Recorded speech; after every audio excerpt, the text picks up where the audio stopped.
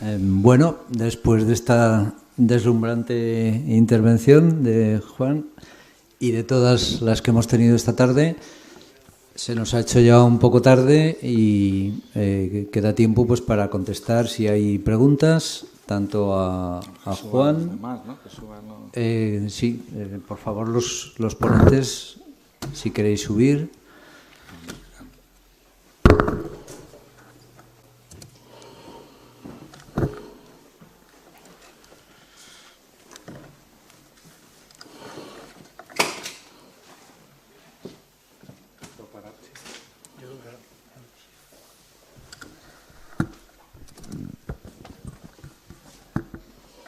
Yo quería quizá que profundizaras un poco sobre ese tema de Avalia que has comentado un poco en tu intervención. Se trata de una sociedad que se está implantando en... Sí. Se trata de una sociedad que se está implantando en Aragón recientemente. Está dentro de la mesa de la rehabilitación. Acércate un poco. Está dentro de la Mesa de la Rehabilitación de Aragón, que es un proyecto que está llevando la Cámara de Comercio de Aragón. Y bueno, está en fase previa, pero lo que garantiza es poder avalar a las comunidades. Tienen intención de avalar al conjunto de las comunidades y no a las personas físicas. Entonces, un poco está ahí y tiene una esperanza. Porque las entidades financieras no las consideran a las comunidades como una entidad susceptible de recibir un préstamo por sí mismas, ¿no? Sí, principalmente el tema es que el préstamo se lo tienen que dar a cada persona. No sé si hay algún caso que se pueda evitar, pero vamos, las comunidades siempre que se les hace siempre que se invita a una entidad financiera, siempre se le pregunta que, hombre, qué pasa, porque al final que las condiciones se dan, pero que se las dan a la comunidad o se las dan a cada uno. Entonces ahí empiezan un poco las pegas, porque los avales se lo dan a cada persona y entonces las entidades evitan tener esos problemas de tanta gente, tanto riesgo diversificado. Entonces parece una solución, habrá muchas más, pero bueno, hay que plantear soluciones así para poder garantizar la financiación, que era lo que hablábamos. Sí, no, yo quiero ampliar un poco porque me parece un tema importante además. Veo en la sala que hay administradores de fincas y a lo mejor pueden ayudar a las comunidades de propietarios. En general tienen una gran dificultad de acceder al crédito, acceden, pero normalmente o bien habría dos fórmulas, o bien les hacen firmar a todos los propietarios, cosa complicada siempre, o bien se plantea lo que se llama un crédito solidario, es decir, que una vez aprobado el tomar la decisión de ir a un crédito, pensemos un poco que estamos hablando de un crédito, lo digo porque muchas veces creemos que los créditos de este tipo son como los hipotecarios de la obra nueva. En una obra nueva, pues, en fin, se gasta unos 60, 80, 100, 200.000 euros. En rehabilitación estamos hablando de 6.000, 9.000, 10.000, 12.000 euros. Estamos hablando de esas cantidades. Por tanto, no opera el sistema del hipotecario. Son créditos de menor cuantía y algunas entidades financieras están admitiendo el crédito solidario. Eso quiere decir que ante el impago de un propietario, o sea que da muchísimo miedo a las comunidades, lo tiene que asumir la propia comunidad. Y ahí es donde empiezan los problemas. Para salvar eso, en algunos lugares están haciendo algo que también aquí queremos ensayar, y es limitar esa responsabilidad. Por ejemplo, se les puede decir a los propietarios, mire, usted va a garantizar su parte y como mucho un 20% más o un 10% más. Es decir, que en todo caso solo garantiza usted su parte y un poco más. En ese sentido, a mucha gente le está dando tranquilidad esa fórmula y eso está haciendo que algunos créditos salgan, pero no siempre funcionan así. Yo me he alegrado mucho de la aparición de Avalia, porque en definitiva es una sociedad es una sociedad pensada más para empresas. Nosotros, en ausencia de esa Avalia, queremos ensayar justo hacer de una Avalia semipública, en donde las administraciones, en este caso Zaragoza Vivienda, las entidades financieras que también están por la labor, las comunidades y las constructoras en pool, es decir, en organizadas, cada uno garanticemos un 5% de un hipotético impago, es decir, que garantizaríamos hasta un 20% del impago. ¿Cómo se garantiza eso? Depositando el equivalente al dinero ese del préstamo, no de la obra, en una cuenta corriente a disposición. Bien, eso se queda ahí y si todo va bien, al cabo de un tiempo se retorna. ¿Que no va bien? Aclaro, para que este experimento salga, las comunidades tienen que firmar dos compromisos. Uno, que van a ir en contra del moroso, primera condición. Dos, que todos los propietarios van a hacer una anotación preventiva en el registro de la propiedad diciendo que en la primera transacción que haya por vía de testamento o de compra-venta, el primer beneficiario de la parte que debe va a ser la comunidad de propietarios, con esas dos condiciones. Todo esto lo hemos hablado, al principio costó un poquito, pero ya lo tenemos como, en fin, que la gente lo acepta. Las tres entidades financieras, Pantierra, Ibercaja y Triodos, les ha parecido bien y lo vamos a lanzar ahora a principios de año. Bueno, vamos a ver qué tal funciona. Muy bien. Va a ser voluntario, que no vamos a obligar a nadie. Sí. Una cosa que no tiene mucho que ver con esto, pero es que a mí me preocupa y nadie me sabe responder. La dichosa norma o ley o lo que sea que hace que, no sé si en el año 16 o 17, los edificios con calefacción central tienen que instalar sus contadores individuales, ¿cuándo es? ¿Cómo va eso? Bueno, tenemos a una persona que representa a los administradores de fincas, pero creo que es obligatorio tenerlo el 1 de enero del 2017. ¿Es así? Así es. Mientras estamos a la espera de que salga el Real Decreto, pero están diciendo que puede salir de un momento para otro. Pero en España, de momento, es una normativa europea y todavía no entra en vigor el 1 de enero. Pero esa fecha tienen que estar hechos, no. Tiene que en teoría tienen que estar hechos.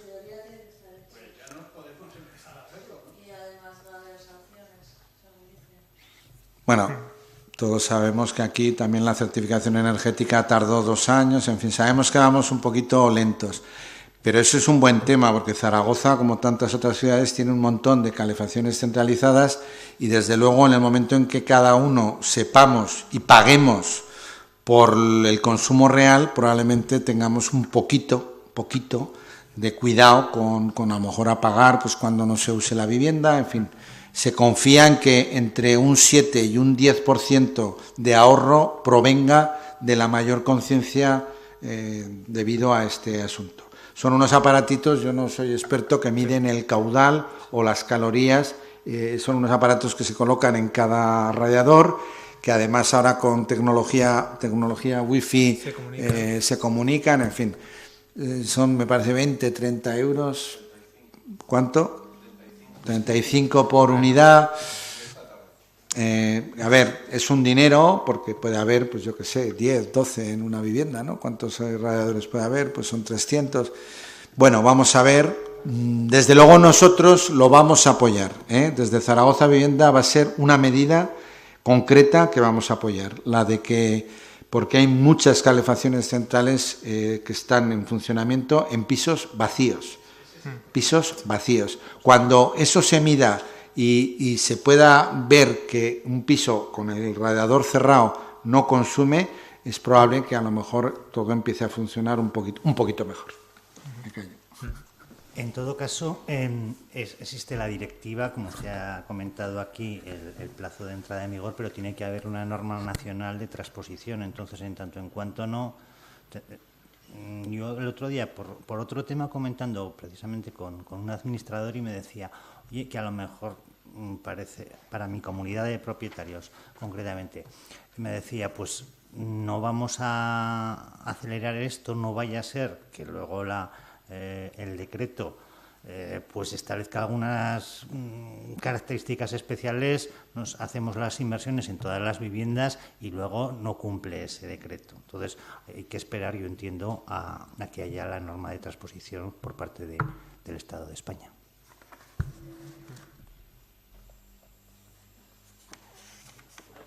¿Qué es el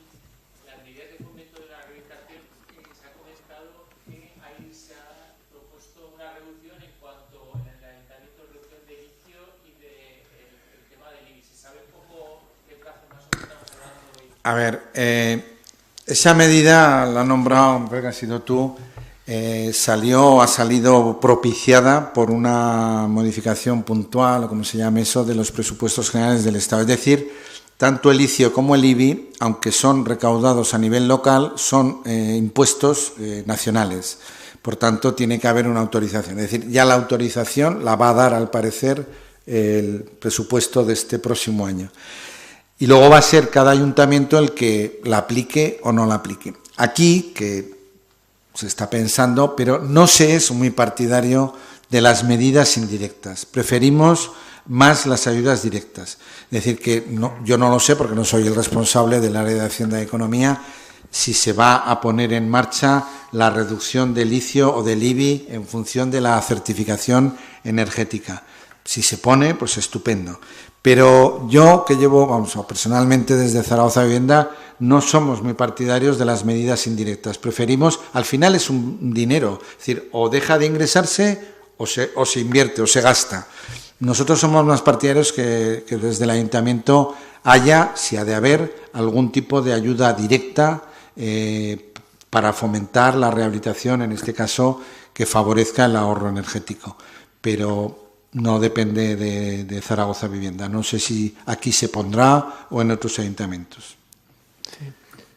Bueno, luego hay un tema muy sutil que me enteré yo porque estuve con Sergio Breto, que es el responsable de Energía y Minas, que lleva la certificación Vendrá, energética. por cierto, en la próxima jornada, ¿no? Sí, pues bueno, ahora se lo podéis comentar.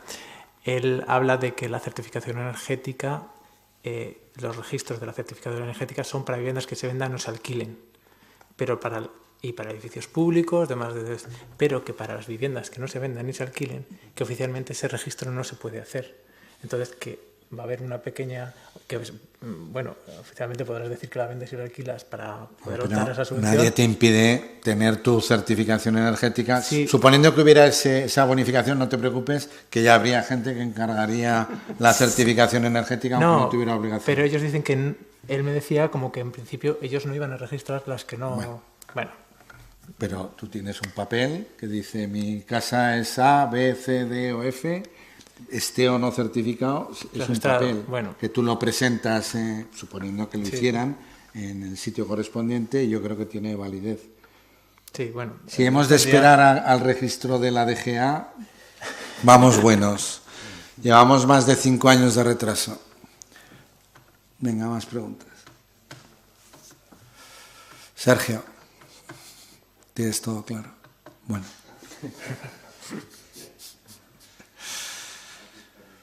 Bueno, pues muy bien. Yo por lo menos... A ver, hay una pregunta. Bueno, ¿Autoconsumo? Bueno, bien. Pero... Yo... Las administraciones son las que están favoreciendo o no el proceso de que el autoconsumo, sobre todo a niveles comunitarios, como se está hablando, ¿no? Las administraciones no, la Administración Central y en concreto el Ministerio de Industria del Gobierno de la Nación. Eso es el responsable de regular el sector eléctrico. Ya me gustaría a mí ser uno de los que regulara el sector eléctrico. Te aseguro que haría tiempo que teníamos el decreto de consumo aprobado. Es el ministro de Industria del Gobierno de la Nación. Así es que creo que el día 20 de hay unas elecciones. Entérate de quién propone una cosa u otra. Abengoa. ¿Qué pasa con Abengoa? Ha dicho el ministro Abengoa. Sobre Abengoa no comento nada.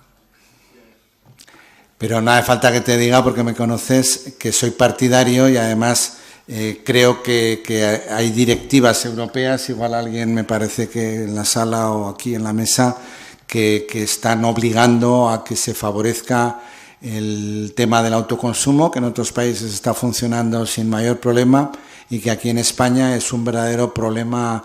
En fin, vamos a arruinar a las eléctricas si en las casas... Esta mañana se ha dicho, ¿no?, que la multa por tener una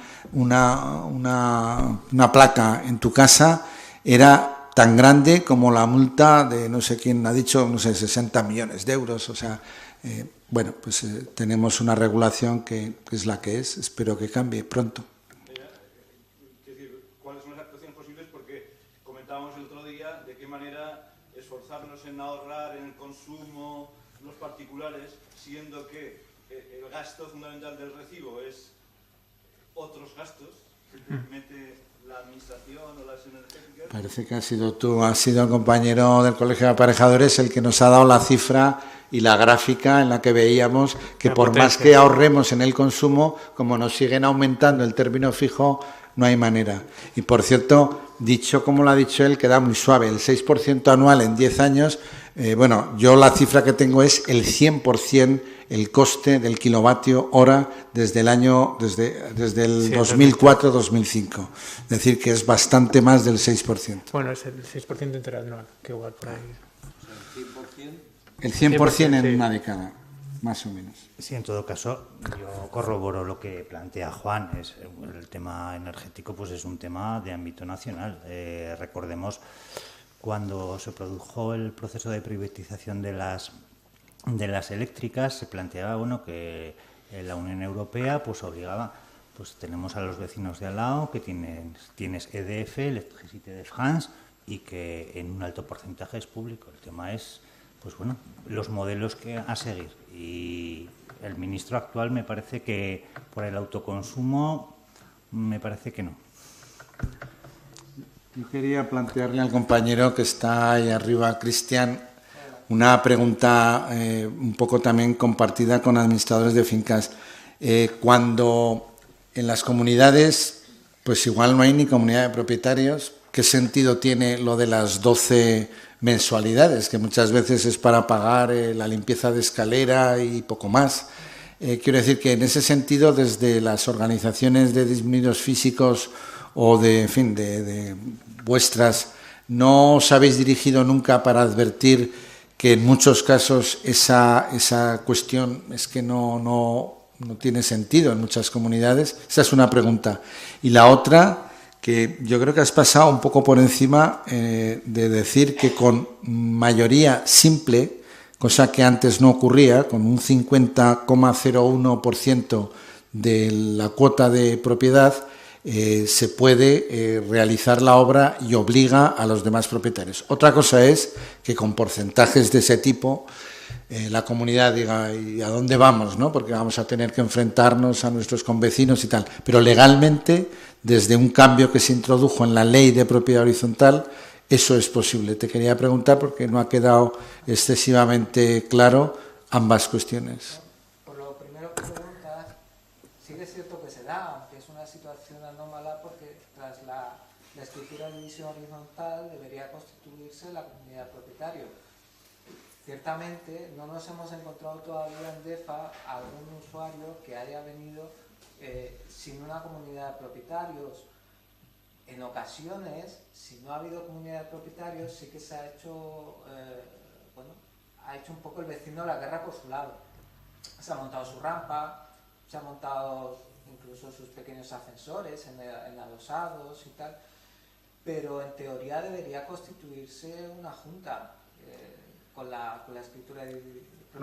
No hablo de que no haya junta, hablo de que no haya apenas gastos. Quiero decir que las cuotas, pues es que hay veces que son tan pequeñas que no... Cierto.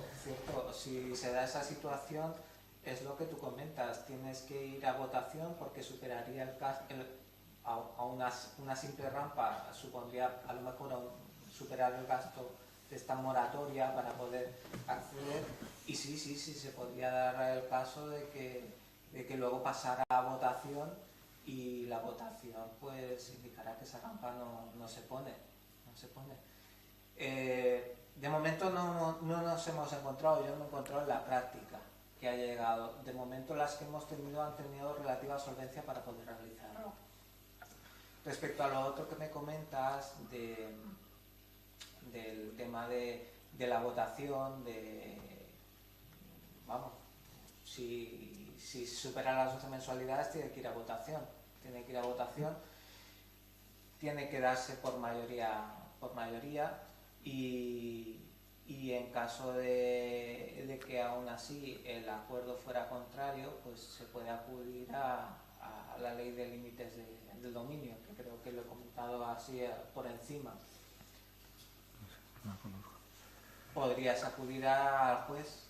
Sí, pero un poco yo quería insistir en que la inclusión de la palabra necesaria en la ley de propiedad horizontal como obra, junto con las de carácter estructural, ornato público, etcétera, seguridad, ha hecho que solamente con la mayoría siempre funcione, porque antes, igual se nos ha olvidado, se exigía una mayoría de 2/3 para este tipo de actuaciones que se consideraban de ornato, en fin, de lujo, para entenderlo. Correcto.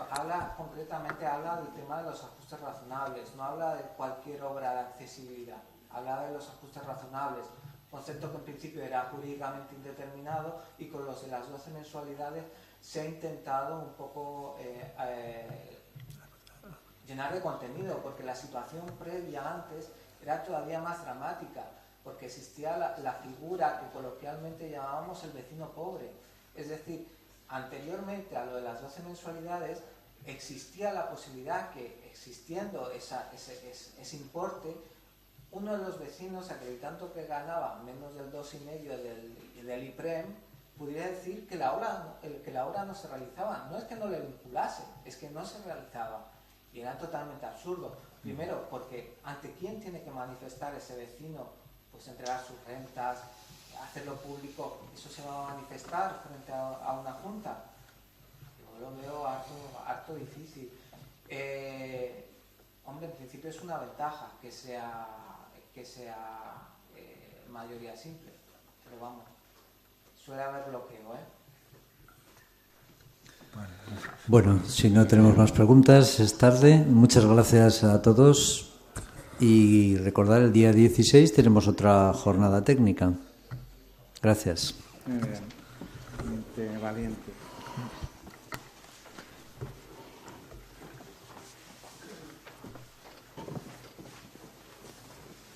Juan, la presentación la dejas. Se trata de una sociedad que se está implantando en... Sí. Aquí.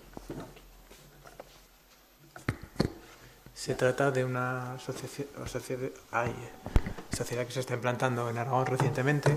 Está dentro de la mesa de la rehabilitación. Acércate un poco. Está dentro de la mesa de la rehabilitación de Aragón, que es un proyecto que está llevando la Cámara de Comercio de Aragón. Y bueno, está en fase previa, pero lo que garantiza es poder avalar. Bueno, después de esta deslumbrante intervención de Juan y de todas las que hemos tenido esta tarde, se nos ha hecho ya un poco tarde y queda tiempo pues para contestar si hay preguntas, tanto a Juan. Demás, ¿no? Que suban, ¿no? Sí, por favor, los ponentes, si queréis subir. A las comunidades. Tienen intención de avalar al conjunto de las comunidades y no a las personas físicas. Entonces, un poco está ahí y tiene una esperanza. Porque las entidades financieras no las consideran a las comunidades como una entidad susceptible de recibir un préstamo por sí mismas, ¿no? Sí, principalmente el tema es que el préstamo se lo tienen que dar a cada persona. No sé si hay algún caso que se pueda evitar, pero vamos, las comunidades...